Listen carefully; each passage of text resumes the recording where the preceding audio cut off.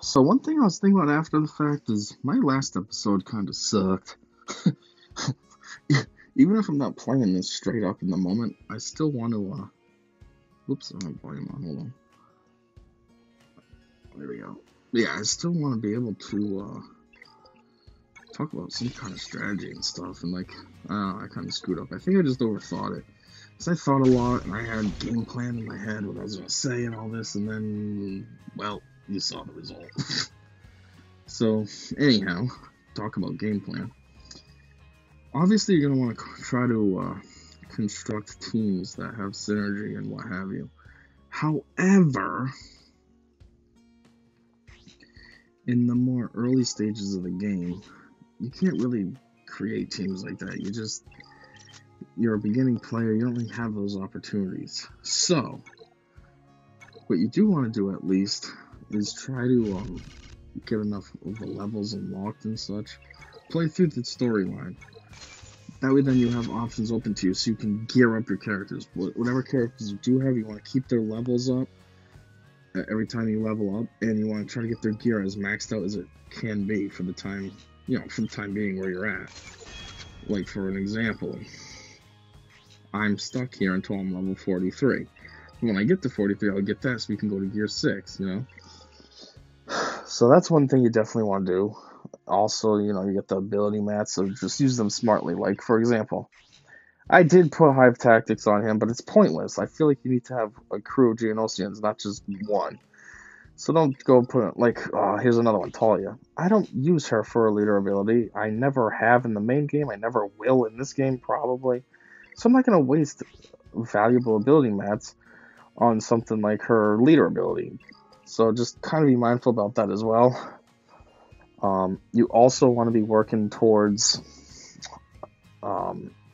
keeping things in mind. Like me, I'm trying to work on my Empire squad because then I can get R2. Then as soon as I get R2, I can start working on Rebels. That way then I can get CLS. So then I kind of get 2 legendary characters by properly strategizing ahead of time.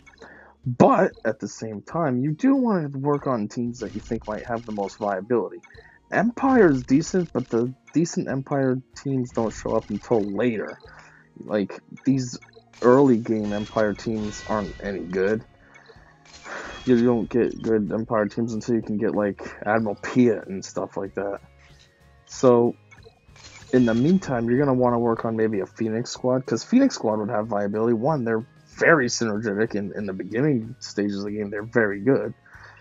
But also, what is it? The Palpatine. The Palpatine event needs Rebels. Well, Phoenix is also Rebels.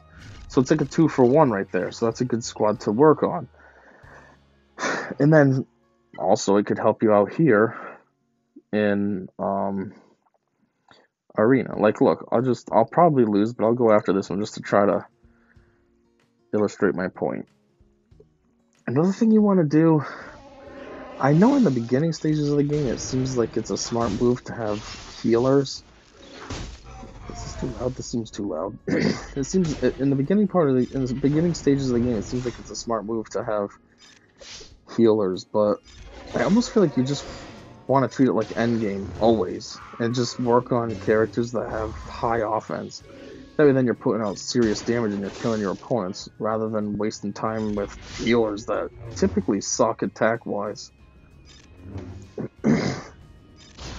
Like, see, we're not putting up any damage. Granted, yes, it's versus a team that has high synergy and stuff, but still.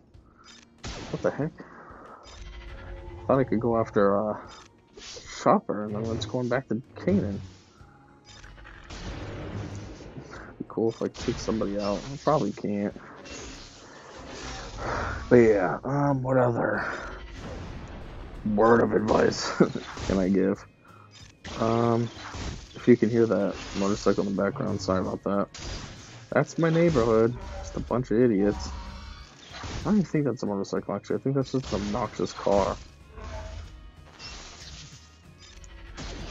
Well, I think this is case in point though right here, how this Phoenix squad is destroying me, like... so much for Chewie taunting, but see what I mean? Like... I didn't do anything to them. I didn't even come close to taking one out. And Chewie, you know he's not going to do anything. Yay. So see, there's the viability for Phoenix, and they're rebels, so that works good with Palpatine. Another thing you want to do, though, is you want to try to stay on top of your sim tickets as well. Sim tickets, man. I ran out of sim tickets earlier, and that is just such a pain. Oh, man. So used to the main game, how these get handled right away for you.